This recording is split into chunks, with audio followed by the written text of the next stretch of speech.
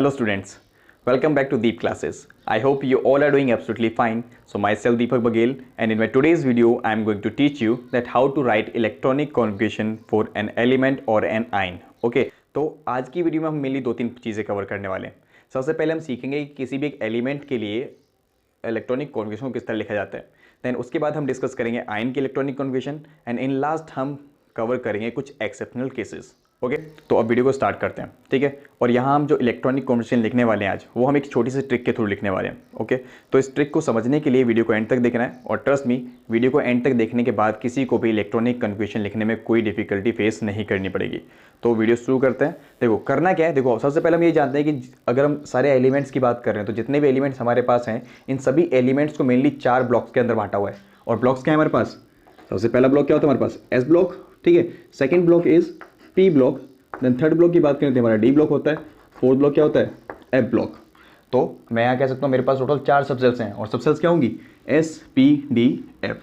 4 subshell हैं, और इन subcells में अगर मैं नंबर ऑफ इलेक्ट्रॉन्स की बात कर रहा हूँ तो एस सबसेल के अंदर जो मैक्सिमम इलेक्ट्रॉन्स हम फिल कर सकते हैं, कितने कर सकते हैं? 2. और अगर मैं पी सबसेल की बात करूँ तो पी सबसेल में जो नंबर ऑफ इलेक्ट्रॉन्स हम फिल कर सकते हैं वो कितने होंगे? 6. देन डी में 10, और एफ में जो टोटल नंबर ऑफ इलेक्ट्रॉन्स हम फिल कर सकते हैं मैक्सिमम कितने होंगे? 14. तो ये एक्चुअल में क्या है सारे? ये हमारे नंबर ऑफ इलेक्ट्रॉन्स हैं जो हमें यहाँ फिल कर सकते हैं. ठीक है, अब करना क्या है, जो हम ट्रिक यूज़ करने वाले हैं उसमें हमें क्या करना है. देखो सबसे पहले अगर मैं एस सबसेल को इंट्रोड्यूस करूँ तो मुझे क्या करना है, इस एस सबसेल को 2 बार लिखना है. और 2 बार कैसे लिखेंगे? लाइक एस एंड एस, इस तरह से. ऐसे ही अब क्या करेंगे, जब मैं पी को इंट्रोड्यूस करूँगा तो मुझे इसको रिवर्स फॉर्म में देखना है. रिवर्स में क्या देखेंगे? P then s. ठीक है, पी से एस देखना है, देन इसको इसी फॉर्म में लिखना है और 2 बार लिखना है. लाइक पी एस, एक बार लिख दिया, देन फिर से लिखेंगे पी एस. ठीक है, 2 बार लिखना था. सेम जब हम डी को इंट्रोड्यूस करेंगे तो हम इसको फिर से पहले क्या करेंगे, इसको रिवर्स फॉर्म में देखना है. रिवर्स में देखें क्या होता है? डी पी एस, और इसको एज इट इज़ इसी ऑर्डर में लिखना है और 2 बार रिपीट करके लिखना है. Like D P S and फिर से डी पी एस. अब ये करने के बाद हम अब एफ सबसेल को इंट्रोड्यूस करेंगे. जब एफ सबसेल को इंट्रोड्यूस करेंगे तो इसको भी क्या करना है? रिवर्स फॉर्म में पहले देखना है और उसके बाद इसको ट्वाइस करके लिख देना है. F D P S. तो F D P S and फिर से एफ डी पी एस, इस फॉर्म में लिख दिया. देन इसके बाद हमें क्या करना है, इन सभी सबसेल्स को नंबर्स देने हैं, इनकी नंबरिंग करनी है. और नंबरिंग किस तरह करेंगे हम? देखो अगर मैं एस की बात कर रहा हूँ तो एस की नंबरिंग कहाँ शुरू होगी? 1 से. तो जो सबसे पहला एस होगा मुझे उसको 1 नंबर देना है. देन उसके बाद जो दूसरा होगा सेकेंड, देन ये थर्ड, ये फोर्थ, ये 5, ये 6, ये 7, और ये वाला एस जो है इसको नंबरिंग क्या देनी होगी? मैं 8. देन इसके बाद हम नंबरिंग देंगे किसको? पी को. तो पी जो है उसकी नंबरिंग स्टार्ट होगी 2 से. तो जो सबसे पहला पी होगा उसको मुझे नंबरिंग क्या देनी है? 2. देन उसके बाद वाले को 3, उसके बाद 4, देन 5, देन 6, देन 7. ठीक है, पी को नंबरिंग दे दी. देन पी के बाद हम बात करेंगे डी की. तो डी की नंबरिंग कहाँ शुरू हो रही है? 3 से. तो जो पहला डी होगा उसको नंबरिंग क्या देनी है? 3. तो पहला डी हमारा कहाँ आ रहा है? यहाँ आ रहा है. तो पहले डी को हमने 3 नंबर दिया. देन उसके बाद देखो 4, देन 5, देन 6. तो डी की नंबरिंग ही पूरी होगी. लास्ट में हमारा बचा एफ. तो एफ की जो नंबरिंग शुरू हो रही है 4 से हो रही है. तो पहला जो एफ होगा उसकी नंबरिंग क्या होगी? 4, और अगले वाले की 5. इसके अलावा तो हमारे पास एफ है नहीं. तो हमने क्या किया, इन सभी सेल्स को हमने नंबरिंग दे दी. अब नंबरिंग देने के बाद हमें किसी भी एलिमेंट का अगर इलेक्ट्रॉनिक कॉन्जुगेशन लिखना है तो हमें इन सब सेल्स को एज इट इज़ इसी ऑर्डर में लिखते जाना है 1 बाय 1 करके. और साथ साथ क्या करना है, इलेक्ट्रॉन्स की फिलिंग भी करनी है. जैसे हमें पता है भी, अगर मैं एस को इंट्रोड्यूस करूँगा तो मुझे एस में 2 इलेक्ट्रॉन्स फिल करने हैं. जैसे अगर पी आता है तो पी में 6 करेंगे, डी में 10 और एफ में 14. ओके, तो अब सबसे पहले हम सीखेंगे कि किसी भी एलिमेंट का इलेक्ट्रॉनिक कॉन्जुगेशन किस तरह से लिखा जाएगा. तो सबसे पहले हम कुछ बेसिक्स एग्जाम्पल ले लेते हैं. मान लो सबसे पहले मैंने एग्जाम्पल ले लिया Na का. Na क्या होता है? सोडियम. और अगर हम सोडियम के एटॉमिक नंबर की बात करूँ तो सोडियम का एटॉमिक नंबर होता है हमारे पास 11. अब किसी भी एलिमेंट का अगर एटॉमिक नंबर 11 है, इट मीन्स इसके पास नंबर ऑफ इलेक्ट्रॉन्स कितने हुए? 11 हुए. इट मीन्स मुझे इन सबसेल्स का यूज़ करके इसके इलेक्ट्रॉनिक कॉन्जुगेशन लिखनी है, और उन सबसेल्स में मुझे टोटल 11 इलेक्ट्रॉन्स को फिल करना है. ओके, तो सबसे पहले देखो, सबसे पहले कौन आ रहा है? 1s. अब क्योंकि यहाँ s आ गया तो s में इलेक्ट्रॉन कितने फिल करेंगे हम? 2. देन फिर से इसके बाद 1s के बाद क्या आएगा? 2s. तो हम क्या लिखेंगे? 2s, और ये s था तो s में कितने इलेक्ट्रॉन फिल करने हैं? 2 इलेक्ट्रॉन्स फिल करना है. इसके बाद कौन आ रहा है? 2p. देन हम लिखेंगे यहाँ 2p, और 2p के अंदर नंबर ऑफ इलेक्ट्रॉन्स कितने आने चाहिए मैक्सिमम? 6. तो यहाँ कितने फिल करेंगे? 6. अगर मैं यहाँ इलेक्ट्रॉन काउंट करूँ तो 2 + 2 4, 4 + 6 10, मतलब अब तक हम 10 इलेक्ट्रॉन्स की फिलिंग कर चुके हैं और हमें करने कितने तो टोटल 11 इलेक्ट्रॉन्स की फिलिंग करनी थी। मतलब अभी भी हमारे पास एक इलेक्ट्रॉन बचता है, तो जो एक इलेक्ट्रॉन बचेगा वो कहाँ जाएगा, नेक्स्ट सब शेल में। तो नेक्स्ट सब शेल क्या है हमारे पास यहाँ, नेक्स्ट कौन आएगा 3s, तो क्या आएगा अब 3s 1 हो जाएगा। ओके, तो ये हो गई इलेक्ट्रॉनिक कॉन्फ़िगरेशन सोडियम के लिए। होपफुली समझ में आ गया होगा, ज़्यादा मुश्किल नहीं है। देन और एग्जांपल्स की बात करें, मान लो चलो अगर मैं क्लोरीन ले लेता हूँ, अगर क्लोरीन की बात करें तो क्लोरीन का एटॉमिक नंबर कितना होता है 17 होता है। अब इसी तरह अगर मैं इसकी इलेक्ट्रॉनिक कॉन्फ़िगरेशन लिखना चाहूँ तो किस तरह लिखी जाएगी भाई, 17 एटॉमिक नंबर है, इट मीन्स इलेक्ट्रॉन्स कितने हैं इस बार 17 है। ओके, तो लिखना शुरू करते हैं। सबसे पहले 1s में कितना 2, देन 2s में कितना फिर से 2, then next 2p, then 2p में कितना 6, देन नेक्स्ट 3s में कितना 2। एक बार इलेक्ट्रॉन काउंट कर लें यहाँ तक, तो 2 + 2 4, 4 + 6 10, 10 + 2 12। अब तक 12 फिल कर चुके हैं, करने कितने तो 17, तो 17 में से 12 गए तो कितना बचा 5 इलेक्ट्रॉन्स अभी हमारे पास बचे हुए हैं। तो नेक्स्ट कौन आ रहा है 3p। अब मुझे पता है भी यहाँ p आ रहा है, p में मैक्सिमम कितने इलेक्ट्रॉन फिल कर सकते थे हम 6, और हमारे पास हैं कितने 5, तो जो बचे हुए इलेक्ट्रॉन्स है वो कहाँ जाएंगे नेक्स्ट सब सेल में। तो यहाँ कितना हो जाएगा 3p 5। ओके ठीक है, ये हो गया क्लोरीन के लिए। बाकी अगर और एग्जांपल्स करें, मान लो अगर मैं आयरन की बात करता हूँ अब, तो आयरन का एटॉमिक नंबर होता है हमारा 26। ठीक है, अब अगर आयरन की बात करें, आयरन का एटॉमिक नंबर कितना 26, इट मीन्स हमारे पास अब 26 इलेक्ट्रॉन्स हैं। तो अब इसकी जगह हम फिलिंग करें तो किस तरह होगा 1s2, 2s2, 2p6, 3s2, then 3p6। इतना करने के बाद काउंट कर लेता हूँ इसको, 2 + 2 4, 4 + 6 10, + 2 12, + 6 18, देन 3p के बाद कौन आएगा 4s, तो यहाँ कितना आ जाएगा 4s 2। ठीक है, यहाँ तक 20 हो चुके हैं, अभी कितना और बचा हमारे पास 6 और बचा है 20 था, 20 हम फिल कर चुके हैं, टोटल 26 है, मतलब अभी 6 इलेक्ट्रॉन्स लेफ्ट है हमारे पास। देन 4s के बाद कौन आएगा नेक्स्ट अब 3d, तो जो 3d होगा इसमें इलेक्ट्रॉन्स कितना देंगे टोटल 6। ठीक है, तो ये इलेक्ट्रॉनिक कॉन्फ़िगरेशन होगी किसके लिए आयरन के लिए। तो ठीक है, अब एक लास्ट एग्जांपल और ले लेते हैं। मान लो अगर मैं बात करता हूँ यहाँ जिंक की, तो अगर जिंक के एटॉमिक नंबर की बात करें तो जिंक का एटॉमिक नंबर कितना होता है 30 होता है। इट मीन्स इस बार मुझे 30 इलेक्ट्रॉन को फिल करना है। ठीक है, और फिलिंग सेम प्रोसेस रहेगा फिलिंग के लिए, इनको एज इट इज़ इसी ऑर्डर में लिखते जाना है और फिलिंग करते जानी है। सबसे पहले 1s था तो 1s2, then 2s2, then 2p6, then 3s2, then 3p6, then 4s2। यहाँ तक हम 20 फिल कर चुके हैं, करने कितने थे 30, मतलब हमारे पास 10 इलेक्ट्रॉन्स अभी भी बचे हुए हैं। तो नेक्स्ट 4s2 के बाद नेक्स्ट कौन आएगा 3d। इट मीन्स यहाँ 3d जो होगा इसमें कितने इलेक्ट्रॉन फिल करने हमें 10। तो ये हो गई इलेक्ट्रॉनिक कॉन्फ़िगरेशन किसकी जिंक की। ठीक है, तो ये तो हमने सीखा कि जो एलिमेंट्स हैं इनकी इलेक्ट्रॉनिक कॉन्फ़िगरेशन किस तरह लिखा जाता है। अगर मैं यहीं बात करूँ अब आयंस की, ठीक है, अगर हम यहाँ आयंस की बात करें अब, तो यहाँ हम सीखेंगे कि भाई जो आयंस हैं, ठीक है, वो कैटाइन हो सकते हैं या फिर एनाइंस हो सकते हैं, इनकी इलेक्ट्रॉनिक कॉन्फ़िगरेशन किस तरह लिखना है। और मेनली हम यहाँ कैटाइन डिस्कस करने वाले हैं, एनाइन तो इजीली हो जाते हैं, मेनली दिक्कत आती है कैटाइंस में, क्योंकि जब कैटाइंस बनेंगे तो इलेक्ट्रॉन लूज़ करना पड़ेगा एलिमेंट्स को, और जब इलेक्ट्रॉन लूज़ करेंगे तो मेन प्रॉब्लम यहाँ ये आती है कि इलेक्ट्रॉन एक्चुअली कौन से सब सेल से जाएगा। ओके ठीक है, तो डिस्कस करते हैं। चलो सबसे पहले हम बात कर लेते हैं, सोडियम से ये बात करते हैं। भाई यहाँ पे सोडियम का एटॉमिक नंबर कितना है 11 है। अगर मैं कहूँ कि यहाँ सोडियम जो है अपना एक इलेक्ट्रॉन लूज़ कर दे, अगर सोडियम एक इलेक्ट्रॉन लूज़ करेगा इट मीन्स क्या बना देगा Na+। ठीक है, भाई इसने Na+ बना दिया, क्यों, क्योंकि इसने एक इलेक्ट्रॉन लूज़ किया है, इसने एक नेगेटिव चार्ज लूज़ कर दिया। अगर वो एक नेगेटिव चार्ज लूज़ कर रहा है इट मीन्स उसके पास 1 पॉजिटिव चार्ज जो है वो आ जाएगा। अब 1 पॉजिटिव चार्ज आया, एक इलेक्ट्रॉन लूज़ किया, इट मीन्स अब इसके पास इलेक्ट्रॉन जो बचे हैं कितने हैं 10।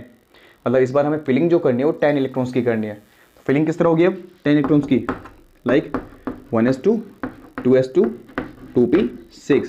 मतलब जो एक इलेक्ट्रॉन गया एक्चुअल में कहाँ से जाएगा, यहाँ से जाएगा, 3s1 से जाएगा। एक चीज़ हमेशा ध्यान रखना कि जो इलेक्ट्रॉन लूज़ करेगा कोई भी एलिमेंट, ठीक है, वो हमेशा कहाँ से करेगा, उसके आउटर मोस्ट शेल से करेगा, जो भी इसका आउटर मोस्ट शेल रहेगा वहाँ से करेगा। ठीक है, तो यहाँ जो आउटर मोस्ट शेल था कौन था 3s1 था, दैट्स व्हाई इसने इलेक्ट्रॉन कहाँ से लूज़ किया 3s1 से। तो इस हिसाब से इसकी इलेक्ट्रॉनिक कॉन्फ़िगरेशन क्या हो जाएगी 1s2, 2s2, 2p6। ठीक है, तो ये तो बात हो गई Na+ की। ठीक है, अब अगर मैं मान लो आयरन की बात कर रहा हूँ, ठीक है, अब मैं ये कहूँ कि भाई आयरन भी क्या करे अपना एक इलेक्ट्रॉन लूज़ कर दे। अगर आयरन भी अपना एक इलेक्ट्रॉन लूज़ करेगा इट मीन्स ये क्या बनेगा, एक इलेक्ट्रॉन लूज़ करने के बाद Fe+ आयन बना देगा। ठीक है, अब Fe+ आयन बनाया इट मीन्स यहाँ जो नंबर ऑफ इलेक्ट्रॉन्स बचे अब कितने बचे 25। टोटल पहले 26 इलेक्ट्रॉन थे, लेकिन अब इलेक्ट्रॉन कितने बचे हैं? सिर्फ 25। अब यहाँ क्वेश्चन उठता है कि जो लास्ट इलेक्ट्रॉन लूज करेगा वो कहाँ से करेगा? ठीक है, अगर मैं इसकी इलेक्ट्रॉनिक कॉन्फिगरेशन लिखता हूँ तो लेके आए 4s2 3d6 लास्ट में ये आ रहा है। ठीक है, अब देखा जाए तो हमें लास्ट में क्या दिख रहा है? 3d6। ठीक है, लास्ट में 3d6 दिख रहा है। मैं कहूँगा भाई लास्ट शेल जो है हमारी ये होगी और इलेक्ट्रॉन्स को यहाँ से लूज करना चाहिए, लेकिन एक्चुअली देखा जाए तो इसकी जो लास्ट शेल होगी वो क्या होगी? 4s2 होगी। ठीक है, बात समझ आ रही है? इसकी जो लास्ट शेल होगी 4s2 होगी, और इसलिए जो इलेक्ट्रॉन लूज करेगा कहाँ से करेगा? यहाँ से करेगा। ठीक है, रीज़न क्या होगा? या सिंपल सी एक बात ध्यान रखना कि जिसके सामने का जो नंबर होगा वो बड़ा होगा, वही हमारी क्या होगी? लास्ट शेल होगी। लाइक यहाँ पे कितना था? 3 था, और यहाँ कितना है? 4। तो लास्ट शेल क्या होगी मेरी? ये वाली। तो इलेक्ट्रॉन कहाँ से लूज करेगा? हमेशा यहाँ से लूज करेगा। इट मीन्स यहाँ कितना बना देगा? 4s। मतलब पूरी electronic configuration as it is same रहेगी। क्या रहेगी? 1s2 2s2 2p6, देन इसके बाद 3s2 के बाद 3p6 4s1 और 3d6 में डिफरेंस क्या है? और 4s1 हो गया है, 3d6 बन गया। ठीक है, इसी तरह अगर मान लो जिंक की बात करूं, अगर जिंक 2 इलेक्ट्रॉन लूज करता है, ठीक है, तो अगर मैं कहूँ कि जिंक जो है क्या बना दे? Zn2+ बना दे। भाई अगर Zn2+ बना रहा है, इट मीन्स इसने भी क्या किया? 2 इलेक्ट्रॉन्स लूज करती है। अगर 2 इलेक्ट्रॉन लूज करेगा तो अब तो आराम से बता सकते हो भाई कि दूसरा इलेक्ट्रॉन ये जो 2 इलेक्ट्रॉन लूज करेगा वो कहाँ से करेगा? तो कहाँ से करना चाहिए इसको? 4s2 से। और अगर ये 4s2 से इलेक्ट्रॉन लूज करता है, इट मीन्स क्या बना देगा यहाँ? ये 4s0 3d10 ये होगा। ठीक है, होपफुली समझ में आ गया होगा आराम सबको। तो यहाँ तक हमने सीखा कि भाई किसी भी एलिमेंट या किसी भी आयन की इलेक्ट्रॉनिक कॉन्फिगरेशन को किस तरह से लिखा जाता है। अब हम बात करेंगे एक्सेप्शंस की। यहाँ कुछ एक्सेप्शंस भी हैं, और क्या है वो हम डिस्कस करते हैं अब। ठीक है, तो सबसे पहले अगर मैं एक्सेप्शन की बात करूँ,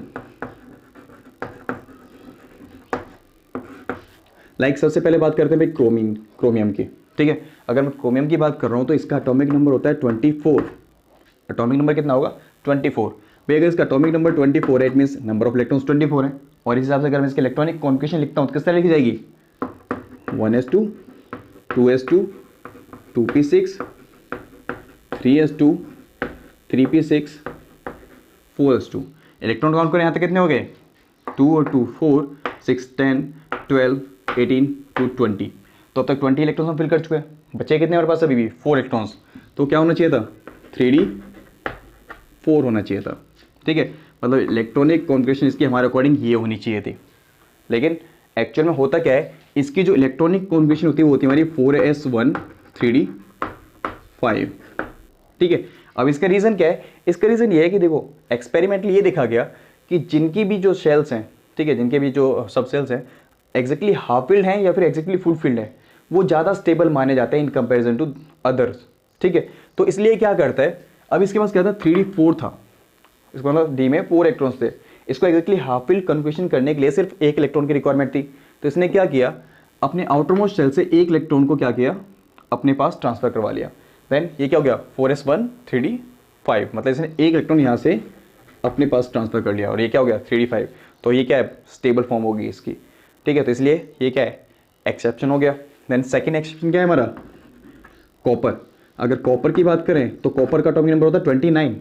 ठीक है, अगर एटॉमिक नंबर 29 है, इट मीन्स इसकी जो इलेक्ट्रॉनिक कॉन्फिगरेशन है वो नीचे थी 1s2 2s2 2p6 3s2 3p6 4s2 and 3d9। Count करके देखें, 2 + 2 4 6 10 12 18 20 एंड 29। भाई हमारे अकॉर्डिंग इलेक्ट्रॉनिक कॉन्फिगरेशन इसकी यही होनी चाहिए थी, लेकिन यहाँ भी क्या हुआ? इसके पास लास्ट में जो इलेक्ट्रॉन्स थे डी में कितने थे? 9 थे। अगर 10 होंगे तो ज़्यादा स्टेबल रहेगा। तो इसने भी क्या किया? इसको 10 करने के लिए इसने अपना 1 इलेक्ट्रॉन यहाँ से ट्रांसफर कर लिया, और इलेक्ट्रॉनिक कॉन्फिगरेशन क्या होगी? 4s1 3d10। बाकी पूरा आगे तक सेम रहेगा, सेम यहाँ भी आगे तक पूरी जो इलेक्ट्रॉनिक कॉन्फिगरेशन कैसे रहेगी? सेम रहेगी। बात समझ में आ रही है? तो ये हो गए 2 मेन केसेस। अब एक लास्ट एक्सेप्शन हो रहा है यहाँ, और वो क्या है? पैलेडियम। ठीक है, इसका एटॉमिक नंबर है 46। भैया इसका एटॉमिक नंबर 46 है, इसमें इट मीन्स इस बार हमको 46 इलेक्ट्रॉन्स को फिल करना है। और अगर उनको हम फिल करते हैं तो क्या हो जाएगा इलेक्ट्रॉनिक कॉन्फिगरेशन?